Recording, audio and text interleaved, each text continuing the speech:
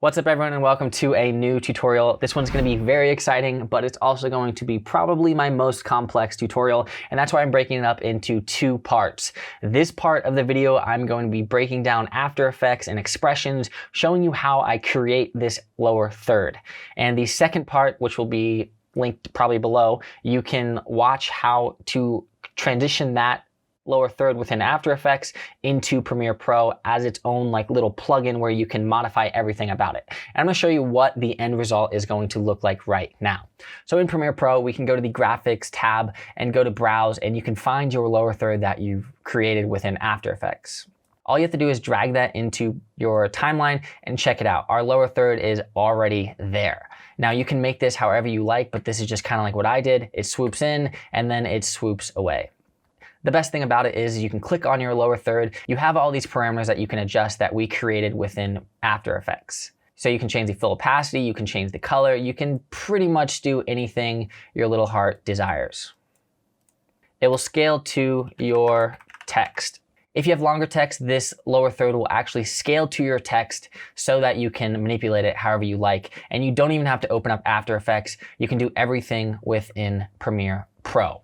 It's pretty cool, but it's gonna be a beefy tutorial, so I'd like to get started. As you guys know, I give away one free version of my Ultimate Effects Pack. All you have to do is check out the link in the description down below. I'm gonna be announcing the winner at the end of this video. With that said, this video would not be possible without my friends over at Skillshare because I had to dive into After Effects and expressions because I had no idea what I was doing. But after a couple weeks on Skillshare, I kind of figured it out. I'm always trying to find the best way to learn something new. With Skillshare, I'm able to search any topic and find what I need. For example, I've been trying to dive into expressions within After Effects just to learn the basics.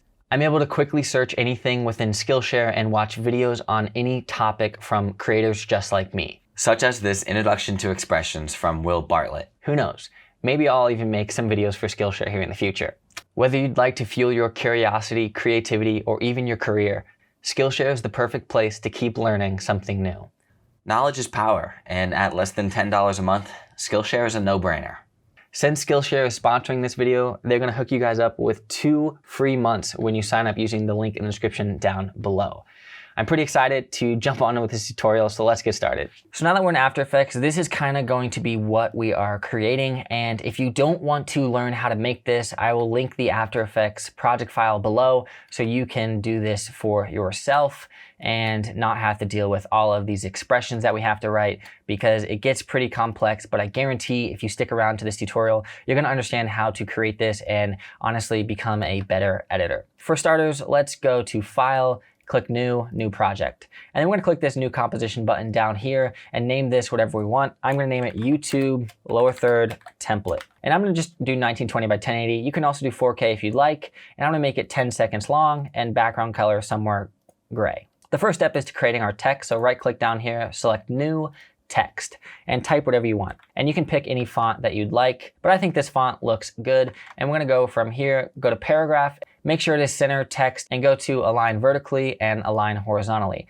If we click on our text layer, you'll see that our anchor point is in the center, but at the bottom, let's change this to the actual center of our text layer by holding the Control key and going up here and double clicking on Pan Behind.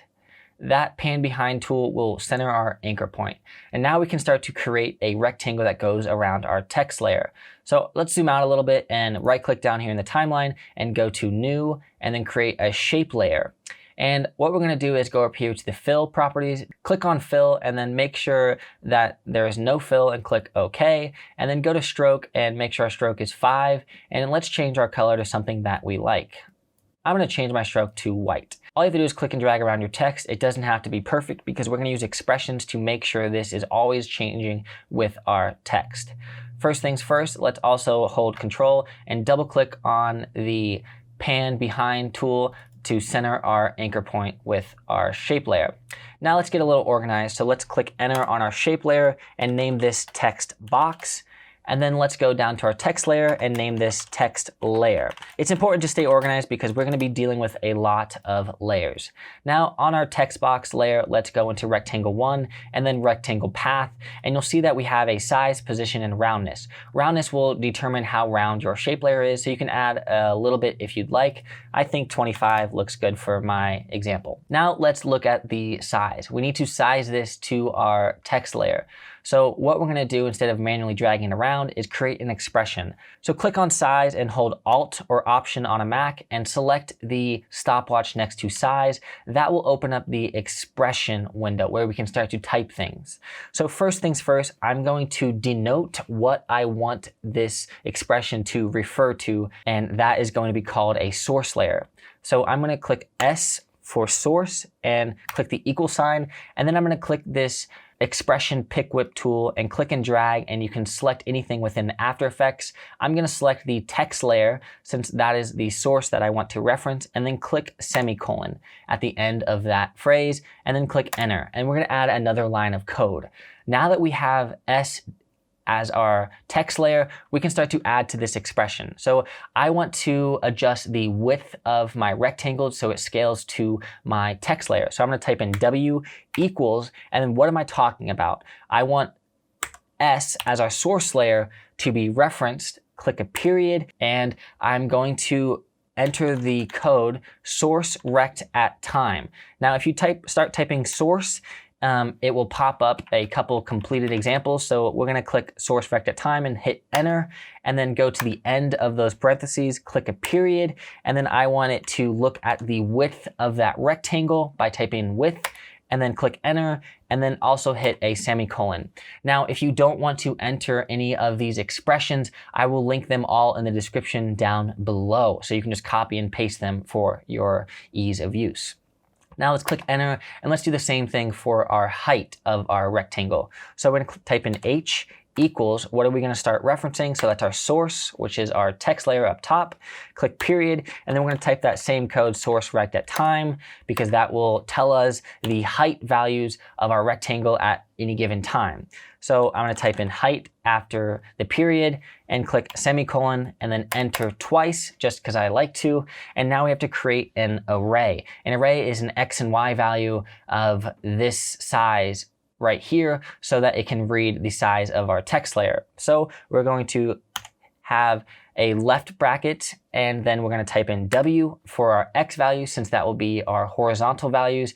And then we're going to hit a comma and type in H because that is what we denoted H as, which will be our height values. And then close that bracket off and click away from your expression. And instantly you'll notice that it looks like poop. It didn't resize to our text layer, and we're like, why did it not do that? Well, all you have to do is click on your text box and click V on your keyboard to bring up the selection tool and drag this around till it snaps onto your text box. If you hold Control, it will actually snap to your text box, and just try to line this up as center as best as you can. Instantly, you'll notice that if we start changing our text layer, the box will scale with us. But look, it doesn't look that good because it is too close. So what we're going to do is go to our text box and click this add button and go to offset paths. And what offset paths does is it will allow us to offset our path of our stroke. And I like using this a little bit because it looks nice. So once we offset that path, that looks good. I'm going to change my roundness to 10 because I think that will look a little bit better, and offset my path a little bit more to make it a little bit more dynamic. And at this point, we can also start to add fills or anything you'd like to modify your image. I'm just going to add a fill right there and change the opacity to 25 and drag our text layer on top of our text box just so it makes the text on top. So now we have a basic lower third that is scaling with our text. But that's because our text is center aligned. What if you wanted to animate this text so it starts typing out from the left-hand side? For example, you would just go to your text layer and go to paragraph and change it to left align. Now once we start typing, it should, oh wait, what's happening? So our rectangle isn't scaling with our text layer anymore once we left align it. So this means we have to add some more code and expressions. This time we have to change the position of our text box since we are left aligned. So if we drag our position to the right a little bit, just like so, you'll see that it dragged our position to about 255. And now what's 255 on our X value? Well, it's half of our size value, and we can start to manipulate our expression to help us figure this out. So we're gonna hold Alt and then select the stopwatch next to position and start to create the same expression that we created up here with a couple little modifications. To make this easier, we're just going to right click and copy all of that expression and then right click and paste into the expression window under position, and let's start to modify a couple parameters. Next to the width, we want to actually divide our width by 2 because our width of our rectangle is actually half of our text layer. So once we do that, that should snap this anchor point to the left-hand side and scale it accordingly. We also need to add 2 more lines of code to allow our position X and Y values to read what portion of the rectangle we want it to snap to. So for this one, I'm going to type in L equals, and then I'm going to do s.sourceRectAtTime, go to the end and type in left after the period, and then end it with a semicolon. This will snap our rectangle to the left-hand side of our text layer, and then click enter. Now I want to type in T for top and do the same thing, S since that's our source, and then type in sourceRectAtTime, and then go to the end of that, click in period and type in top, because that will make sure it snaps and stays to the top whenever it scales, and then end it with a semicolon. And then down here in the array, we just have to add the L and the T to our width and height. Since width deals with the left, we're gonna go W plus L, and then we're gonna go right after the H and then do H plus T since T deals with top and top is the height. So once you do that, you can click away, and again, you can copy this code in the description down below, and you'll instantly notice that since we are left aligned, if we adjust our text layer, now our text will scale with our text box. And now we can start to animate our text box layer. When you start animating, you want to move your position around and all this stuff, but when you move your text position, your box doesn't come with it. So what we have to do is click this pick whip tool on the end and parent our text box to our text layer. So now that any position modification that we do to our text box, whether it's scale, pretty much anything, it will scale with it and our text will be there as well. So let's change our text layer to about a little bit lower third, just like so. You can also click this button right here to cue the title action safe grid if you would like to make your lower third snap on your titles, just like so. Okay, so now that we have this, let's animate this so it basically scales in or like reveals in. Now you can do this with masking, but we're going to simply click on our text box and hit Control D and click enter and type in text box alpha and drag that alpha on top of text layer. And then we're gonna go into the contents, rectangle, fill, and change the fill to black just because I like to make everything black when it's an alpha. Make sure it's at 100%. And then also our stroke layer, since it's white, we're gonna make that black as well. So now we have this black layer that is going to be our alpha layer. All you have to do is click on your text layer and then select the track matte and change that to alpha matte text box alpha. So anytime we adjust this text box alpha by changing the scale, you'll see that it starts to modify our text layer. But check it out, it's scaling from the left-hand side. It's scaling from the left-hand side because you can see our anchor point is right there. So on our alpha layer, let's hold Control, go up here and double click on pan behind. Now if we change our scale, it'll scale from the center. But also check it out, it's not scaling our box as well. We want it to adjust everything. So this is where it gets a little complex, but I'll try to explain it as best as possible. Right click and select new adjustment layer. We're gonna create this as a slider layer. So this is going to be text layer alpha adjust. So on this text layer alpha adjust, let's go to the effects and presets and type in slider and drag on slider control to our text layer alpha adjust. Now looking at the effects, you'll see that it added a slider control. So now we want to choose what this slider control is going to control. And typically I would go to the contents and go to the offset paths, because now if you see, if I change my offset paths, it will scale everything down and in.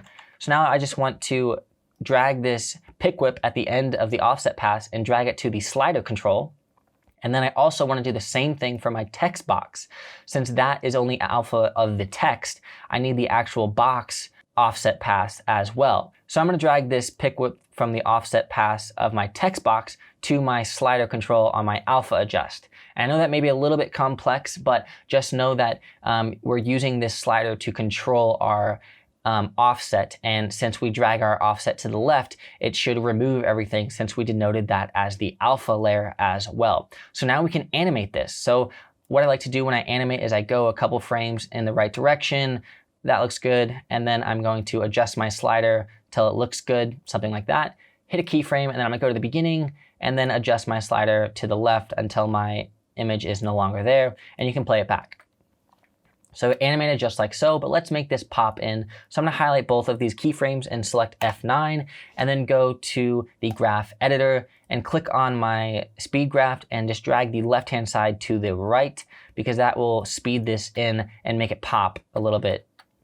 That is the basics of creating this lower third in After Effects, but now we have to create another text layer that we can also animate. And instead of having to do that entire process again, what we can do is highlight everything and hit Control D to duplicate that layer. And since everything's still selected, let's drag this down so we can see them easier to work with. And first things first, I like to go to the text layer and change the position to somewhere in the center just so I can see the text that I'm working with.